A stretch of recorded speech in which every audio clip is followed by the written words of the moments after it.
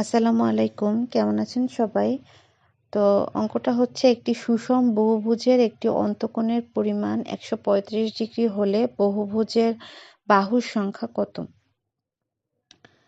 তো বহু মানে সুষম বহুভুজ মানে হচ্ছে যেটার হচ্ছে বাহুর সংখ্যা সমান থাকবে এবং সব কয়টা কোণের পরিমাণ হচ্ছে সমান থাকবে। হ্যাঁ, তো এখন এটার বাহু সংখ্যা ৩ হইতে পারে, মানে ত্রিভুজ হইতে পারে অথবা বর্গক্ষেত্র হইতে পারে।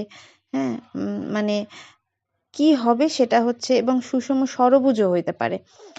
কিন্তু এটার বাহু সংখ্যা আসলে কত সেটাই আমাদের কাছে জানতে চাওয়া হয়েছে।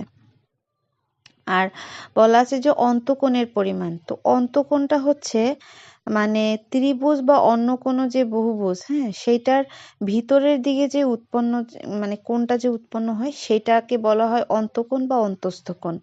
হ্যাঁ, সেটা দেওয়া আছে ১৩৫ ডিগ্রি।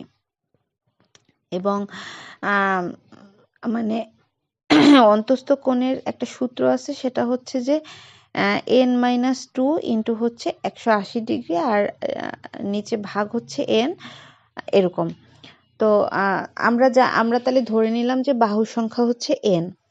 হ্যাঁ, তো বাহু সংখ্যা n তাহলে, এবং বলা আছে যে অন্তকোণের পরিমাণ ১৩৫ ডিগ্রি। তাহলে এই সূত্রটা বসালাম সমান সমান ১৩৫ ডিগ্রি, তারপরে আমরা অ্যারো গুণ করে দিলাম। হ্যাঁ, অ্যারো গুণ করলে হচ্ছে n এর মান আসে, কাটাকাটি করলে হচ্ছে ৮। মানে এখানে হচ্ছে মানে বহুভুজের বাহুর সংখ্যা এখানে হচ্ছে ৮। তো আশা করছি সবার ভালো লেগেছে, সবাই ভালো থাকবেন। আল্লাহ হাফিজ।